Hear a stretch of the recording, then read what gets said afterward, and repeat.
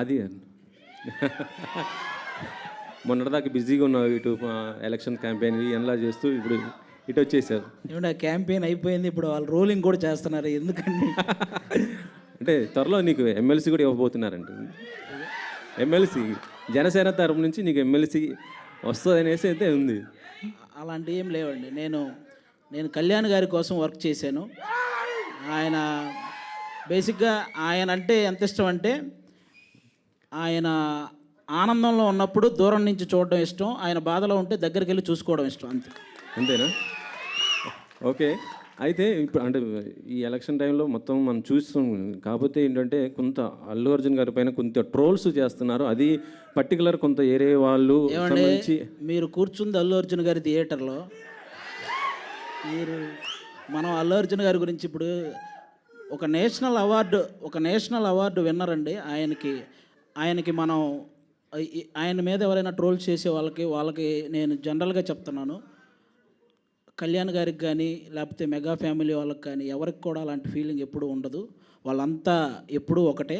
కాబట్టి ఒక national award సాధించినటువంటి అల్లు అర్జున్ గారిని అలా కొంతమంది వాంటెడ్గా ట్రోల్ చేయటం కానీ, ఇలా కొన్ని థంబ్నెయిల్స్ పెట్టడం కానీ, ఇలాంటివి ఇక నుంచైనా ఆపేయాలని మనస్ఫూర్తిగా కోరుకుంటున్నానండి, అంతే. ఇంకా అంతకు. Okay okay.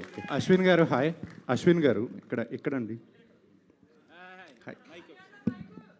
Hi brother.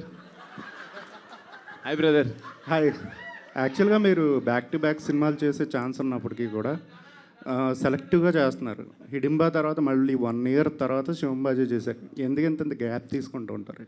అంటే గ్యాప్ అంటాం కన్నా గ్యాప్ వచ్చిందని అంటే మళ్ళీ అల్లు అర్జున్ గారు డైలాగ్ అంటారు. అంటే నాకు బేసిక్గా కాన్సెప్ట్ నచ్చాలనే పెట్టుకుంటాను. నాకు ఆడియన్స్ అంటే చాలా భయం. వాళ్ళు ఏమంటారా అంటే రిసీవ్ చేసుకుంటారా లేదా అనేది. అంటే మనల్ని అంటే ఇతని సినిమా బాగుంటుంది, భలే కాన్సెప్ట్స్ ఎంచుకుంటారు అనే మాట తెచ్చుకోవాలని చెప్పి నేను పర్టికులర్గా కాన్సెప్చువల్ మూవీస్ కోసం, ఆ స్క్రిప్ట్స్ కోసం వెతుక్కుంటూ ఉంటా. దొరికితే వెంటనే చేసేస్తాను, లేకపోతే కొంచెం లేట్ అవుతుంది. బట్ ఈ మాట నేను ఇప్పుడు అన్నందుకన్నా మీరు ఈ సినిమాలో చూసిన తర్వాత ఆ కాన్సెప్ట్ ఉంటుంది. మీరు డెఫినెట్గా మీరు అందరు నన్ను బ్లెస్ చేస్తారని నేను గట్టిగా నమ్ముతున్నాను. All the best. Thank you. Digangana గారు హలో. హాయ్. ఆఫ్టర్ అంటే మీరు కూడా అశ్విన్ గారి లాగానే చాలా సెలెక్టివ్గా చేస్తున్నారా, లేకపోతే తెలుగులో తక్కువ ఆఫర్స్ వస్తున్నాయా? అంటే సిటీమార్ తర్వాత మధ్యలో ఆది గారితో సినిమా చేశారు, మళ్ళీ ఇదే అనుకుంటా నాకు తెలిసి. So Selective, yeah, but I also think that, there's something called destiny of a film and destiny of being in that film. The way that Shivam Bhaje worked out for me, I think it was one call, one line that I had heard, and I was rather thanking and happy that I was approached for the film and I got into the part. It's very true that I would consciously want to be a part of films there where I add value to the narrative. I don't just want to be in the film. So that's a conscious decision for sure. Okay, all the best. యాక్చువల్గా last month మీ గురించి ఒక controversial news వచ్చింది.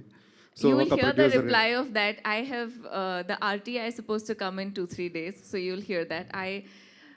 I think it's I don't want to steep that low and even respond to that very frankly, because some people can. I'll tell you something.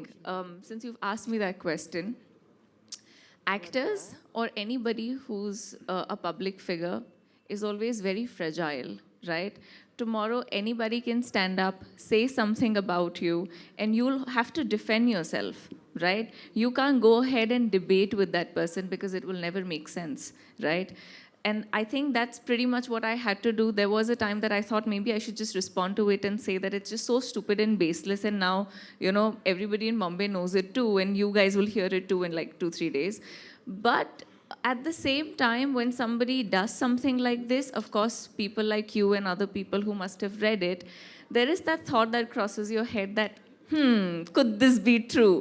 So all that I have to say to anybody before you pick and point fingers on people that are established and public figures and can have some kind of a impression in the audiences, be very careful because you know these kind of things don't have the best repercussions. But yeah, it's sorted, and I mean I was very chill about it till I found out that no, everybody else took it very seriously. I said, oh, ab to kuch karna padega iske bare mein, but it's fine.